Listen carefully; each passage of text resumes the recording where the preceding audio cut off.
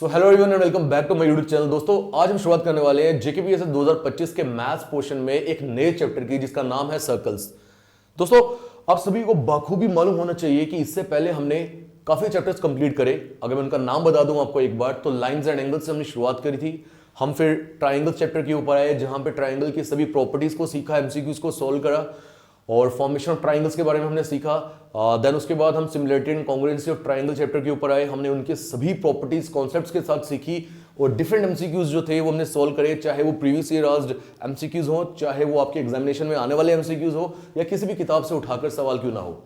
फिर हम आए दोस्तों जो लास्ट चैप्टर भी हमने कंप्लीट करा है जिसका नाम था सेंटर्स ऑफ ट्राइंगल, जहां हमने incentre, circumcentre, orthocentre, centroid, ये सभी सेंटर्स को सीखा इनकी प्रॉपर्टीज के साथ और डिफरेंट एमसीक्यूज जो थे उनके अंदर इंप्लीमेंटेशन भी इनके कॉन्सेप्ट्स की हमने सीखी। इन रेडियस और सर्कम रेडियस ये भी दो टॉपिक्स है जो सेंटर्स ऑफ ट्राइंगल के साथ रिलेटेड थे, ये भी हमने कंप्लीट करे हुए हैं। दोस्तों कहने को तो जरूरी एक ट्राइंगल चैप्टर सिंगल चैप्टर कहलाता है, बट अगर आप डीपली से देखो, गहराई से देखो, तो ये एक चैप्टर नहीं है, लगभग 3 से 4 चैप्टर्स है। लाइंस एंड एंगल्स पहला, दूसरा ट्राइंगल्स, तीसरा similarity and congruency of triangles and the fourth one is centres of triangle. और अगर आप अपने सिलेबस के अंदर थोड़ा सा गौर फरमाएंगे तो वहां पर भी अलग अलग चैप्टर्स के नाम लिखे हुए हैं। तो आप ये समझ के चलें कि अभी तक हमने लगभग 3 से 4 चैप्टर्स कंप्लीट करे हैं। Now today we are going with a new chapter और स्टार्टिंग न्यू चैप्टर जो नाम मैंने बताया आपको, सर्कल्स। तो अगर आप सिलेबस में देखोगे दोबारा से सर्कल्स जो है वो सिर्फ सर्कल्स ही मेंशन नहीं है, बल्कि उसके साथ angle subtended by the chords of a circle कुछ ऐसा भी लिखा होगा, कॉमन टेंजेंट्स टू 2 और मोर देन 2 सर्कल्स कुछ ऐसा भी लिखा होगा। यानी कहने को जरूर सर्कल्स है, बट वही है कि अगर हम डीपली देखें तो इसके अंदर भी 2-3 चैप्टर्स जो है वो इंक्लूडेड है। तो I am telling you that I will take around 5 to 7 videos जहां पर ये सभी सर्कल्स के रिलेटेड जो भी चैप्टर्स मेंशन्ड है वो हम कंप्लीट करेंगे। और अगेन दोस्तों बता रहा हूं आपको कि सर्कल ज्योमेट्री का ही एक हिस्सा है, सिलेबस में भी आप देख सकते हो, मालूम भी होगा। और इसीलिए क्योंकि अभी तक हमने ज्योमेट्री शुरू की है, उसी को कंप्लीट करेंगे हम, तो मैं सर्कल पे आ गया हूं। काफी स्टूडेंट्स की भी डिमांड थी कमेंट सेक्शन में कि सर्कल की शुरुआत करें सर आप। तो आज से 5-7 वीडियोस यानी मोस्ट प्रोबेबली ये इस वीक कंप्लीट होते होते हम इस चैप्टर को कंप्लीट कर चुके होंगे और फिर हम मूव ऑन करेंगे मोस्ट प्रोबेबली ट्रिग्नोमेट्री के ऊपर, वो देखेंगे हम। ठीक है, पहले हम सर्कल्स को कंप्लीट करेंगे। तो बिना समय हुए दोस्तों शुरुआत करते हैं। मेरा नाम पंकिल कपूर, आप सब देख रहे हैं मेरे यूट्यूब चैनल, लीजिए screenshot, then we will start.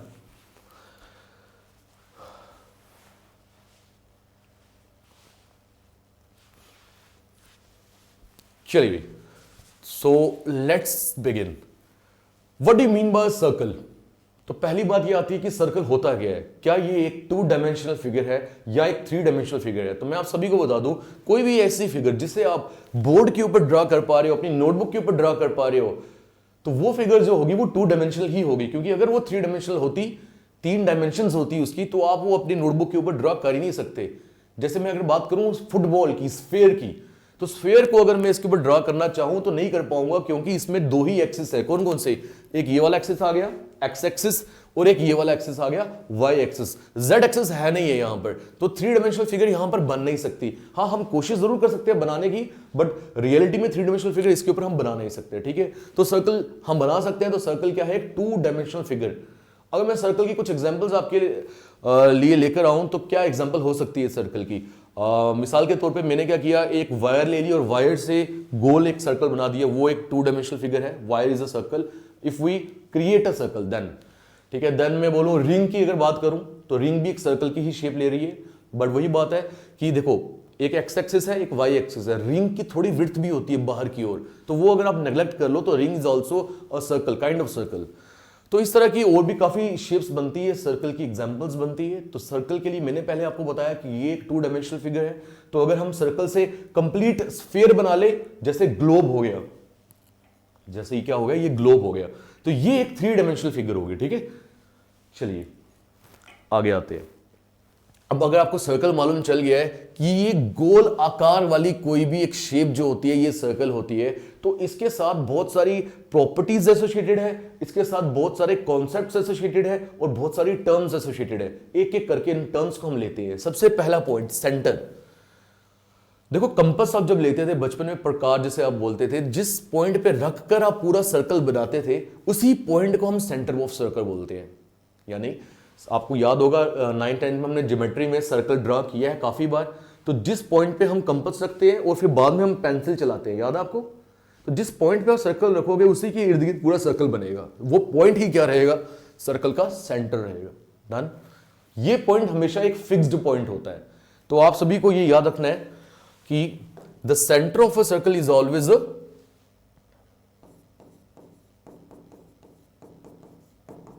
Fixed point. Centre हमेशा क्या रहेगा? एक फिक्स्ड पॉइंट रहेगा। चलिए अब आगे चले दोस्तों। सर्कल के ऊपर अगर मैं सेंटर से लेके सर्कल के इस पॉइंट तक, किसी भी पॉइंट तक, सर्कल की बाउंड्री के ऊपर किसी भी पॉइंट तक एक लाइन ड्रा करूं, दोबारा बता रहा हूं, सर्कल के सेंटर को जोड़ती हो वो लाइन और सर्कल की बाउंड्री को जोड़ती हो वो लाइन, तो इसी को क्या बोला जाएगा? रेडियस बोला जाएगा। जैसे आप कंपास जब लेते थे, उस कंपास को अगर आप बड़ा खोल लोगे तो सर्कल बहुत बड़ा बनेगा, कंपास को छोटा खोलोगे तो सर्कल छोटा खुलेगा। तो आपको यह भी याद होना चाहिए था हम करते क्या थे, हम स्केल लेते थे जो 12 या 15 सेंटीमीटर का स्केल होता था, याद है? और कंपास की जो मेजरमेंट है हम वो स्केल के ऊपर रखते थे कि हम देख ले कितने सेंटीमीटर का सर्कल बनाना है। हमने मान लो 5 सेंटीमीटर लिया और 5 सेंटीमीटर के साथ मैंने पूरा सर्कल जो है वो ड्रा कर दिया। ये जो 5 सेंटीमीटर है यही सर्कल का रेडियस है। क्लियर हो गया? देखिए मैं मानता हूं और मैं जानता भी हूं कि ये रेडियस हो गया, कॉर्ड, सेकंड, टेंजेंट, या आप में से काफी बच्चों को मालूम होगा, बट मेरा टारगेट वो स्टूडेंट्स है जिन्हें एबीसी भी मालूम नहीं इसके बारे में, जिन्होंने 10th के बाद लगभग 5-6 साल से मैथ्स को टच नहीं करा, मेरा वो स्टूडेंट्स टारगेट है। But at the same time मैं आप सभी को भी साथ लेकर चलना चाहता हूं, इसीलिए मैं आपको बोल रहा हूं, मालूम है भी अगर तो भी थोड़ा ध्यान से समझिए। माइट बी और देयर इज 99% पॉसिबिलिटी कि आपको कुछ नया सीखने को मिलेगा। ठीक, चलिए सेंटर क्या हो गया? Fixed point. रेडियस मैंने क्या बोला था? जो सर्कल के सेंटर को और सर्कल की बाउंड्री को ज्वाइन करता है। डन। हाँ, आप देखते साथ तो रेडियस बता सकते हो क्या होता है, बट होता क्या है, बड़ी बार एसएससी की एग्जामिनेशंस में देखने को मिला है कि रेडियस की डेफिनेशन पूछ लेता है। इसलिए मैं आपको जो बता रहा हूं ये डेफिनेशन के अकॉर्डिंगली बता रहा हूं। अब आप मुझे बताइए, अगर ये रेडियस मैंने ड्रॉ करा है तो क्या एक ही रेडियस हो सकता है सर्कल में? नहीं, ऐसा बिल्कुल भी नहीं है। आप जितने मर्जी रेडियस बनाओ, जैसे मैं ये सेंटर से लेके इस बाउंड्री को यहां पर टच किया, दिस इज ऑल्सो रेडियस। मैं सेंटर से लेके सर्कल की बाउंड्री को यहां टच कर रहा हूं, ये भी रेडियस है। ठीक है ना? ये भी रेडियस आ गया, ये भी रेडियस आ गया। मैंने सेंटर से लेके सर्कल की बाउंड्री को यहां टच किया, दिस इज ऑल्सो रेडियस। यानी रेडियस सर्कल के अंदर इनफाइनाइट नंबर के हो सकते हैं। ये दूसरा पॉइंट जो मैंने इंपॉर्टेंट बताया आपको। डन। चलिए आगे चलते हैं। अभी क्योंकि मैं बाउंड्री की बात कर रहा हूं, मैं बाउंड्री की बात कर रहा हूं, तो सर्कल की कंप्लीट बाउंड्री को हम बोलते हैं circumference. We call the complete boundary of the circle as what? Circumference. This you have to remember. और अगर हम उन फिगर्स में आ जाएं, जैसे ट्राइंगल हो गया, क्वाड्रिलेटरल हो गया, इन फिगर्स में आ जाएं, तो मैंने आपको एक टर्म दिखाई थी, पेरीमीटर। याद है? अगर ये एक ट्राइंगल है, मान लीजिए ये 3 सेंटीमीटर की साइड है, ये 4 सेंटीमीटर की साइड है, ये 5 सेंटीमीटर की साइड है, तो मैं आपको बोलता था इसका पेरीमीटर निकालो। आप बोलते थे पेरीमीटर सब होता है sum of all the sides of a triangle. याद है? तो सम करो 3 + 4, 7 और 5, 12 सेंटीमीटर। तो पेरीमीटर क्या हो गया यहां पे? 12 सेंटीमीटर हो गया। ठीक है? बट सर्कल के केस में हम पेरीमीटर को सर्कमफेरेंस के नाम से जानते हैं, इसीलिए मैंने यहां नीचे पेरीमीटर भी लिखा है। ठीक है? क्योंकि क्या हुआ पेरीमीटर? पेरीमीटर यही तो हुआ मेरे भाई कि यहां से लेके ये ट्राइंगल की पूरी लेंथ कितनी है, लेंथ कितनी है, बाउंड्री कितनी है, यही हुआ ना पेरीमीटर। आप अगर आपके पास कोई एक प्लॉट है और प्लॉट को चारों तरफ से आप तार से ढकना चाहते हो, तो आप कितना ढकोगे? जितना उस आपके प्लॉट की पूरी बाउंड्री होगी, जितने आपके प्लॉट का पूरा पेरीमीटर होगा, वही मैं चीज बोल रहा हूं यहां पर ट्राइंगल के केस में। बट क्योंकि सर्कल के केस में इस तरीके से कोने नहीं निकले होते हैं, वो पूरा एक रिफाइंड वे में बना होता है, और ये भी एक बाउंड्री है सर्कल की, तो इसी को भी क्या बोलेंगे? पेरीमीटर। दूसरी भाषा में से सर्कमफ्रेंस बोलेंगे। वही बात हो गई दोस्तों कि अगर मान लीजिए आपके पास जो प्लॉट है, आमतौर पे प्लॉट जो होते हैं वो स्क्वायर रेक्टेंगल की फॉर्मेट में होते हैं। ट्राइंगल बोलते हैं किसी को कि या त्रिकोण प्लॉट है, वो लेना नहीं चाहिए। प्लॉट समझ रहे हो? जगह, 3 कोने निकले हुए हैं, वो प्लॉट जो है वो वास्तु के हिसाब से सही होता नहीं है। तो इस तरीके से मान लीजिए किसी एक इंसान ने प्लॉट खरीदा 50 लाख का, और वो प्लॉट जो है वो बिल्कुल एक सर्कल की तरह है। तो अगर उसको बाउंड्री करनी है, उसको मतलब तार से पूरे प्लॉट को कवर करना है या दीवार से कवर करना है, तो वो क्या करेगा? तो सर्कल के इर्द गिर्द पूरी तार को बिछा देगा। ठीक है? तो वो भी क्या होगी? पेरीमीटर होगी या सर्कमफ्रेंस होगी। तो आई थिंक अब आपको ये क्लियर होगा। चलिए डेफिनेशंस पे आएंगे बाद में, पहले ये सीख लीजिए आप। तो सर्कमफ्रेंस का फॉर्मूला क्या हो गया? 2πr, where r is what? Radius of circle. Because आपका ये सर्कमफ्रेंस कितना होगा ये डिपेंड करता है कि आपका सर्कल का रेडियस कितना है। देखो ना, अगर ये रेडियस और बड़ा होता तो मेरा सर्कल और बड़ा बनता, और अगर सर्कल बड़ा बनता तो मेरा सर्कमफ्रेंस भी बड़ा होता। इसलिए इन दोनों के बीच में डायरेक्ट रिलेशनशिप है। डायरेक्ट और इनडायरेक्ट रिलेशनशिप के बारे में आपको मालूम है ना। अगर मैं ऐसा लिखूं A is directly proportional to B, इसका मीनिंग क्या होगा, जब A बढ़ेगा तो B भी बढ़ेगा। और अगर मैं ऐसा लिखूं A is inversely proportional to B, B नीचे आ गया, जब A बढ़ेगा तब B घटेगा। यानी यहां पर जब मैंने आपको बोला रेडियस को बढ़ा रहे थे तो सर्कमफ्रेंस भी बढ़ रहा था। तो एक चीज बढ़ने से दूसरा भी अगर बढ़े तो उसे क्या बोलते हैं, सर्कमफेरेंस बोलते हैं। पॉइंट क्लियर हो गया आप सभी का। तो उम्मीद करता हूं आपको सर्कमफ्रेंस की जानकारी होगी। चलिए आगे चलते हैं। Now moving on to what chord, एक ऐसी लाइन सेगमेंट, मैं लाइन सेगमेंट बोल रहा हूं, ध्यान रखना इसका क्या था, लाइन और लाइन सेगमेंट के बीच का फर्क वो मैंने आपको बताया था। तो एक ऐसी लाइन सेगमेंट जिसके दोनों एंड पॉइंट्स जो होंगे वो सर्कल की बाउंड्री के ऊपर ही होंगे, that is known as chord. ये देखो, ये कॉर्ड मैंने बनाई, ये एक ऐसी लाइन सेगमेंट है जिसके दोनों एंड पॉइंट सर्कल की बाउंड्री के ऊपर टच कर रहे हैं, इसे हम कॉर्ड बोलेंगे। अब वही बात, क्या सर्कल में एक ही कॉर्ड बनाई जा सकती है? नहीं, बहुत सारी कॉर्ड्स बना सकते हो आप, वो मैंने बनाई है, आगे आएंगे उसके ऊपर। पहले आप सीख लो कॉर्ड क्या है। डन, आगे चले। Then what is secant? Secant क्या हो गया? सीकेंट हो गया एक ऐसी लाइन, लाइन बोल रहा हूं इस बार, लाइन का मीनिंग क्या हो गया, जिससे आप एक्सटेंड कर सकते हो। एक ऐसी लाइन जो सर्कल को दो पॉइंट्स पे कट करके बाहर की ओर निकल जाए। तो ये सीकेंट आप देख रहे हो, ये सर्कल को दो पॉइंट, एक यहां पर और एक यहां पर कट करके बाहर की ओर निकल रही है, इसे सीकेंट बोलेंगे। Then what is the basic difference between chord and secant? Chord एक लाइन सेगमेंट है जिसके दोनों एंड पॉइंट सर्कल की बाउंड्री पे है, बट सीकेंट एक लाइन है जो कि सर्कल को दो पॉइंट पे कट तो करती है कॉर्ड की तरह, बट बाहर की ओर निकल जाती है। कॉर्ड बाहर नहीं निकलती है। Tangent, what do mean by tangent? एक ऐसी लाइन जो सर्कल को टच करती है एक सिंगल पॉइंट के ऊपर, any line which touches a circle in a single point. जैसे ये जो लाइन मैंने बनाई, ये सर्कल को इस पॉइंट पे टच करी है, इसीलिए मैं इसे क्या बोलूंगा, ये एक टेंजेंट है। ठीक है। अब वही बात, क्या सर्कल पे एक ही टेंजेंट्स बना सकते हैं? नहीं, सर्कल पे बहुत सारे टेंजेंट्स बना सकते हैं हम। अब यहां मैंने बनाया, मैं कोई और पॉइंट को अगर लेके चलो तो वहां भी टेंजेंट्स बनाए जा सकते हैं। सर्कल पे अलग अलग तरह के टेंजेंट्स बनाए जा सकते हैं। यहां फिलहाल मैंने आपको दिखाने के लिए ये बनाया। अगर आप मुझे बोलेगे सर कोई और बना के बताओ, तो ये देखिए मैंने सर्कल पे एक टेंजेंट ये बना दिया जो यहां पर टच कर रहा है। कोई और बना के बताओ सर, ये बना दिया यहां पे टच कर रहा है। और बना के बताओ सर, मैंने ये बना के रख दिया, ठीक है, जो कि सर्कल को यहां पे टच कर रहा है। तो सर्कल के ऊपर टेंजेंट्स तो कई सारे बनाए जा सकते हैं, और ये चीजें मैं इसीलिए बता रहा हूं क्योंकि एमसीक्यूज यहां से निकल कर आते हैं। चलिए आगे चलते हैं, आगे चलते हैं। दोस्तों यहां मैंने एक टर्म को इंट्रोड्यूस किया था, पाई। आप में से कईयों को मालूम होगा, और जिन्हें नहीं मालूम ध्यान से देखिए। पाई जो है ये एक कांस्टेंट है, इसकी वैल्यू हमेशा बराबर एक ही रहेगी, कभी बदलेगी नहीं। जिसका मतलब क्या है, 22/7 इसकी वैल्यू है, 22/7। या अगर पॉइंट्स में लिखना है तो अप्रोक्सीमेटली 3.14 करके आएगी। ठीक है, पाई की वैल्यू हमेशा याद रखिएगा। डिपेंड करता है कैलकुलेशन किस तरह की करनी है आपने। अगर कैलकुलेशन में कहीं न्यूमरेटर में 7 आ रहा है तो मैं 22/7 लूंगा, ताकि 7 कट हो जाए, मेरी कैलकुलेशन ईजी हो जाए। समझ रहे हो? तो पाई की वैल्यू भी अब आपको याद रखनी है। चलिए दोस्तों, अगर मैं यहां पर आ जाऊं तो मैंने अभी आपको बोला था कि सर्कल के अंदर हम एक ही कॉर्ड बना सकते हैं, नहीं बहुत सारी कॉर्ड्स बना सकते हैं। तो यहां पर देखिए, ये सभी कॉर्ड्स जो देख रहे हो आप, ये एक ऐसे लाइन सेगमेंट है जिनके दोनों एंड पॉइंट सर्कल की बाउंड्री के ऊपर पड़ रहे हैं। तो this is also chord, this is chord, this is chord, chord chord chord chord chord, ये भी कॉर्ड है। देन ये सभी जिनको मैं टिक करूं, ये सभी कॉर्ड है। एक लाइन को मैंने टिक नहीं किया, अगर आप ध्यान से देखोगे वो लाइन है ये एग्जैक्टली सेंटर वाली। क्या ये कॉर्ड है? हाँ जी दोस्तों, ये भी एक कॉर्ड है। बट ये एक ऐसी कॉर्ड है जो सर्कल में सबसे लंबी कॉर्ड है, लॉन्गेस्ट कॉर्ड है। क्योंकि इसके नीचे अगर आप आ रहे हो, देखो कॉर्ड की लंबाई जो है वो घटती जा रही है।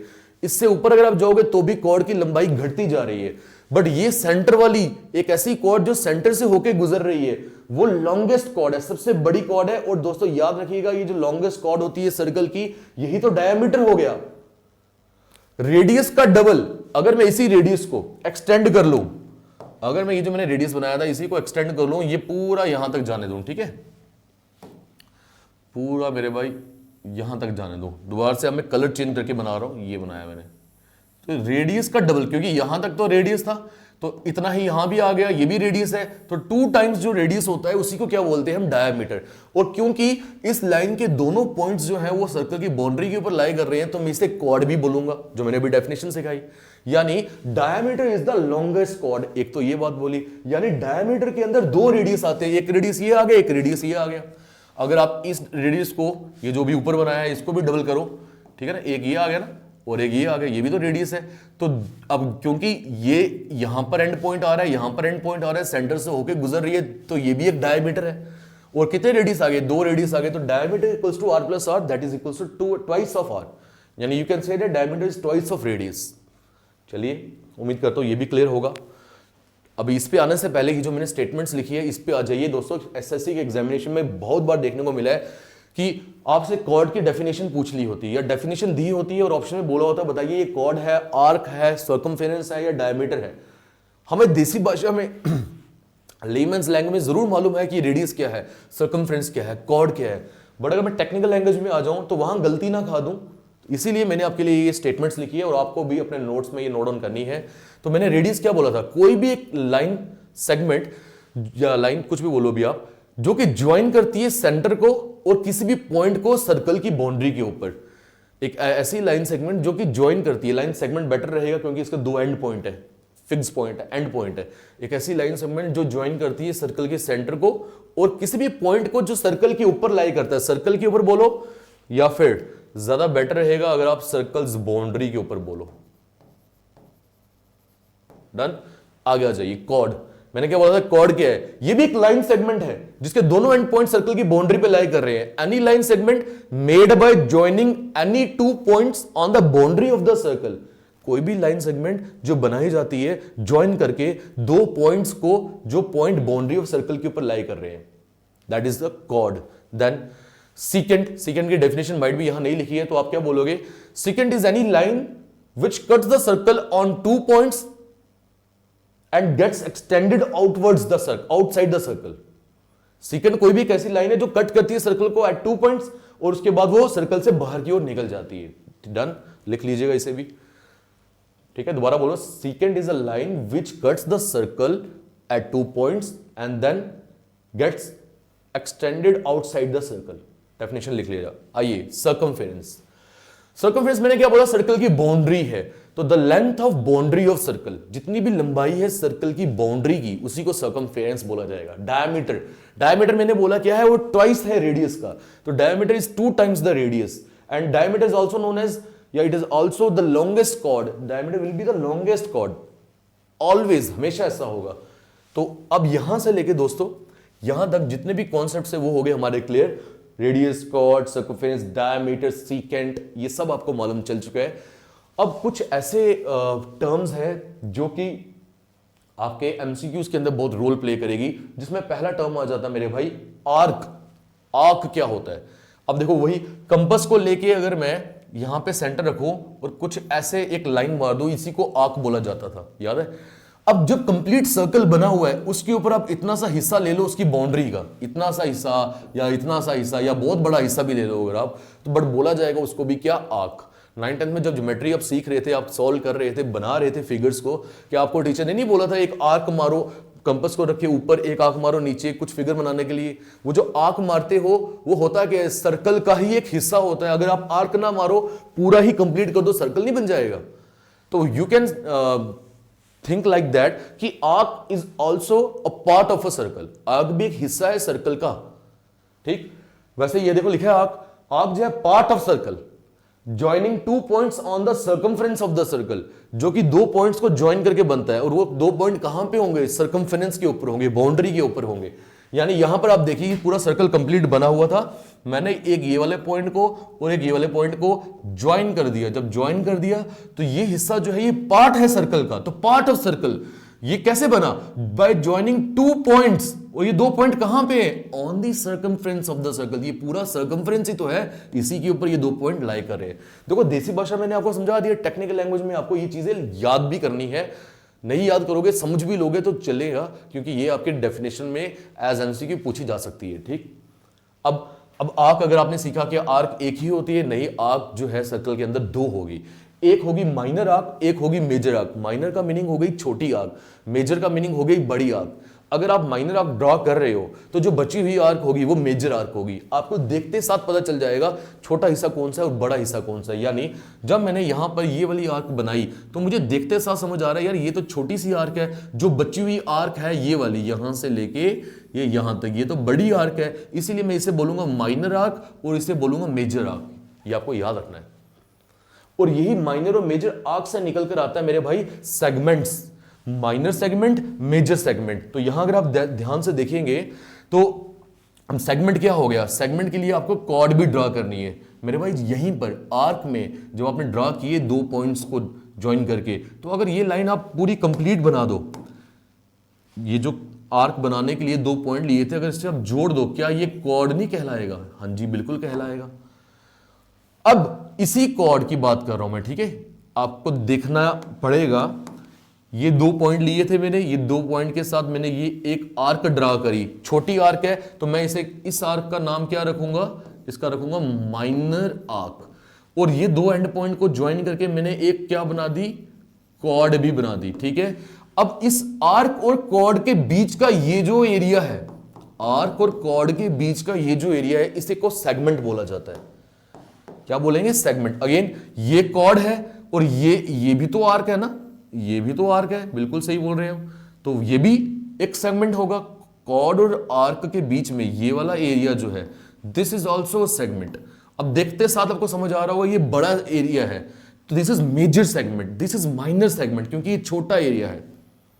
यानी माइनर आर्क और कॉर्ड के बीच का area minor segment, major arc और कॉर्ड के बीच का एरिया मेजर सेगमेंट। क्या लिखा है? सेगमेंट क्या हो गया? एरिया मेड बाय अ कॉर्ड, एरिया जो बनाया जाता है कॉर्ड के साथ और आर्क के साथ, उसी को सेगमेंट बोलेंगे। ये एक होगी जनरलाइज्ड डेफिनेशन। बट अब सेगमेंट के अंदर दो हिस्से, एक आ गया मेजर, दूसरा आ गया माइनर। मेरे भाई सेगमेंट के अंदर भी दो हिस्से हैं, मेजर एंड माइनर। तो मैं क्या बोल रहा हूं, मेजर सेगमेंट क्या होगा? जो कि एक कॉर्ड और मेजर आर्क के बीच का एरिया है। माइनर सेगमेंट क्या होगा? कॉर्ड और माइनर आर्क के बीच का एरिया है, वो माइनर सेगमेंट। उम्मीद करता हूं ये भी क्लियर हो गया होगा। तो इस पूरी स्क्रीन में एक छोटी सी बात रह गई हमारी, उसे कंप्लीट करते हैं कि सर अगर हमें इस पूरे सर्कल का एरिया निकालना हो, इस पूरे सर्कल का एरिया, तो एरिया किस पे डिपेंड करता है? रेडियस पे, क्योंकि रेडियस जितना बड़ा लोगे सर्कल उतना बड़ा बनेगा, उतनी जगह लेगा, उतना एरिया होगा। तो area is dependent upon simply and slowly, क्या मतलब कहने का मीनिंग क्या था मेरा, कि सिर्फ और सिर्फ, वर्ड कुछ और बोला, सिर्फ और सिर्फ किस पे? रेडियस के ऊपर। ठीक, तो एरिया ऑफ सर्कल का फॉर्मूला क्या आ गया? Pi r square, where pi is what, pi की वैल्यू मैंने भी आपको बताई, 22/7 बोलो या 3.14 बोलो, बात एक ही है। आर क्या होगा? रेडियस। तो रेडियस के स्क्वायर के साथ मल्टीप्लाई करो पाई को, पाई आर स्क्वायर। सो दोस्तों this was all about the basic concepts of circle. अब क्योंकि हमने क्या सीखा अभी? सेगमेंट सीखा हमने, ये ऊपर आर्क्स वगैरह सीखी, तो इसकी मदद से अभी हम आगे चलेंगे जहां पे हम सेक्टर की बात करेंगे। ठीक है, where we will talk about what, we will talk about sector. चलिए नोट करिए, then we will move forward.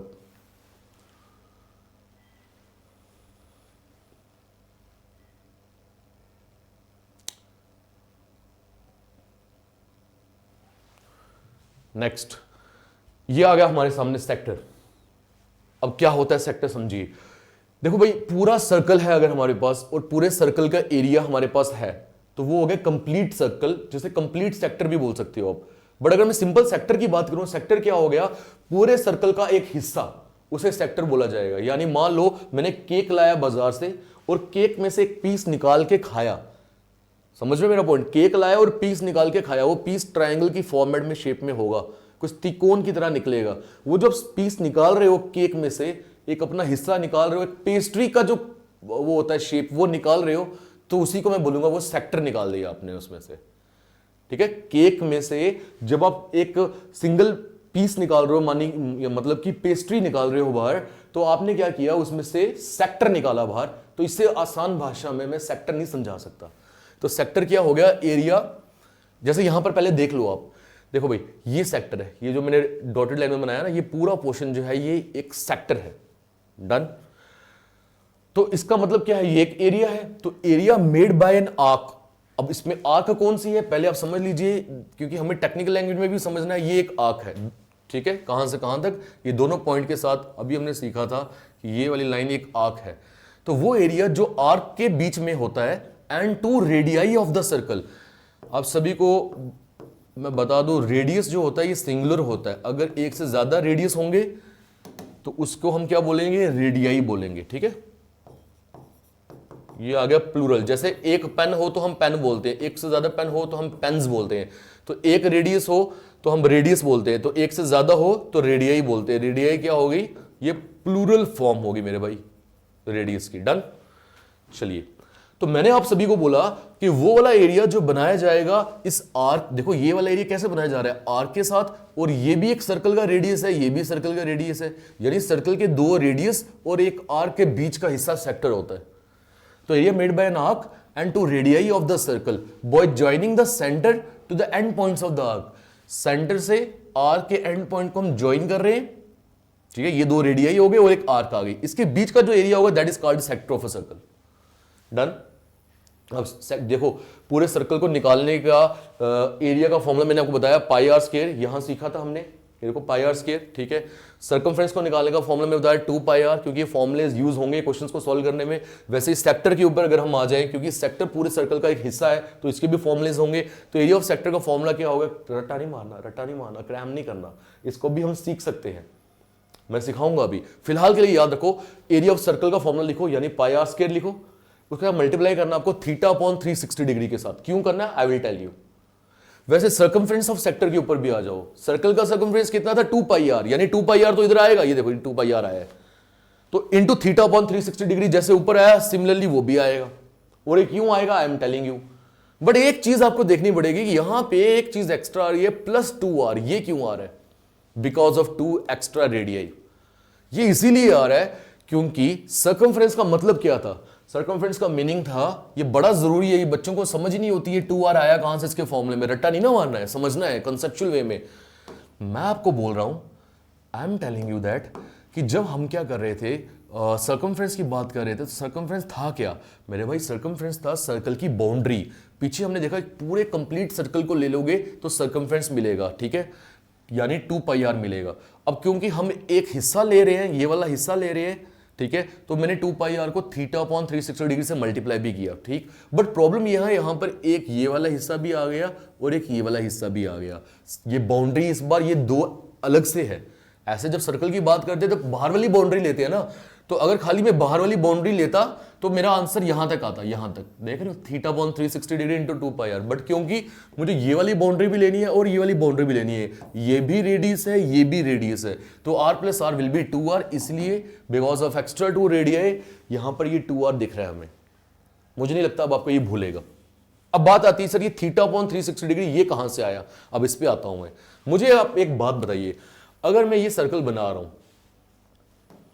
और मैं सर्कल को 2 बराबर हिस्सों में बांट रहा हूं, तो मुझे बताओ ये एंगल कितने डिग्री का होगा, 180 डिग्री का होगा। अब अगर मैं आपसे पूछूं इसका मुझे एरिया बताओ, ये एरिया कितना है, यानी मैं आपसे पता क्या पूछ रहा हूं, पूछ तो मैं एरिया ऑफ सेक्टर ही रहा हूं, क्योंकि मैं तो सर्कल के एक हिस्से का पूछ रहा हूं एरिया। देखो ना, यहां से लेके यहां तक ये बन गई कॉर्ड, ठीक है, दिख रहा है आपको। उसके बाद सेंटर से ये एक रेडियस, ये दूसरा रेडियस, जैसे यहां पे 2 रेडियस थे, तो इनके बीच के एरिया को मेरे भाई ये सेक्टर ही तो बोलते हैं। अभी तो मैंने सिखाया था, मैंने क्या किया, इन दोनों रेडियाई को थोड़ा खींच के सीधा कर दिया, ठीक है ना। तो ये एक क्या बन जाएगा, ये आधा सर्कल बन गया। और आधे सर्कल को मेरे भाई क्या बोलते हो आप दूसरी भाषा में, आप एरिया ऑफ सेक्टर बोलो यहां पर, या फिर एरिया ऑफ सेमी सर्कल बोल दो, क्योंकि आधा सर्कल है।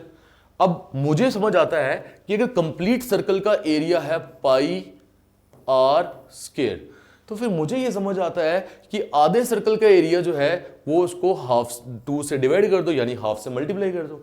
वो ऐसा होना चाहिए, पाई आर स्क्वायर का आधा डिवाइड कर दिया 2 से।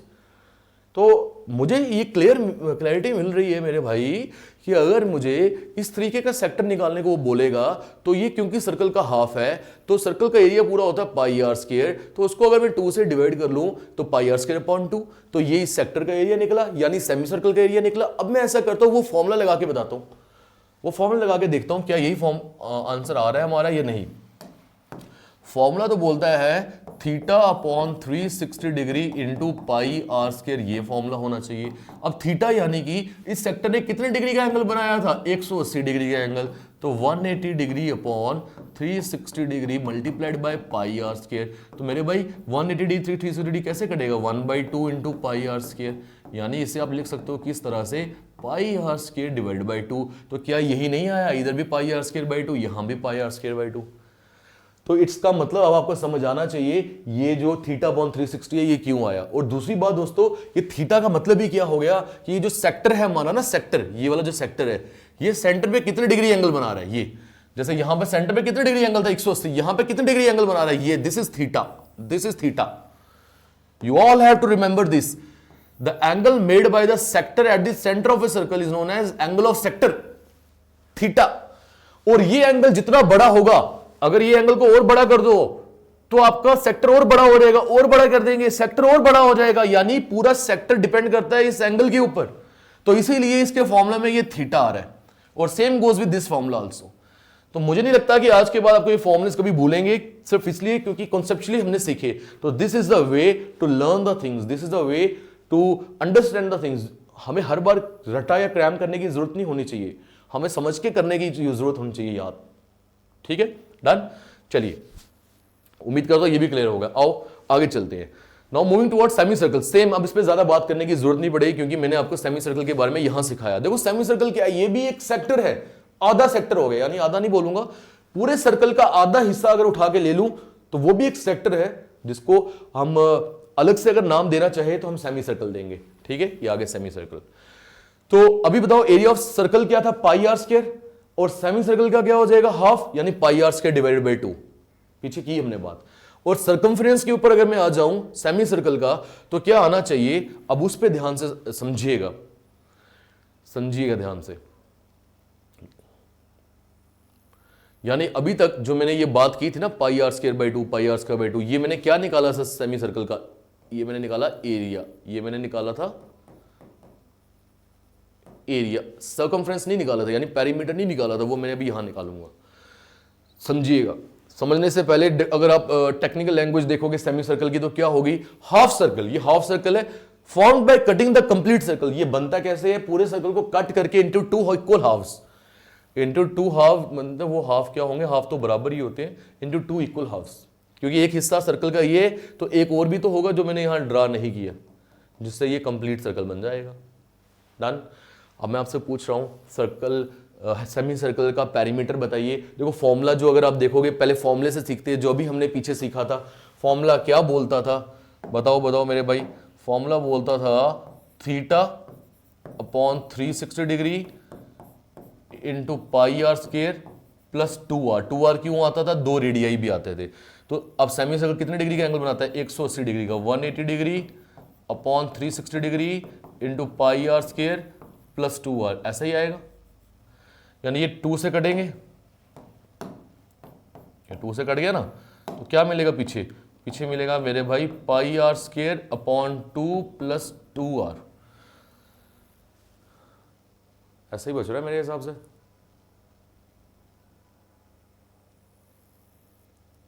कहीं कुछ मिस्टेक, गलती पता क्या हो गई, हाँ ये मैं बताता हूं आपको, माइट भी आपने पकड़ी भी होगी।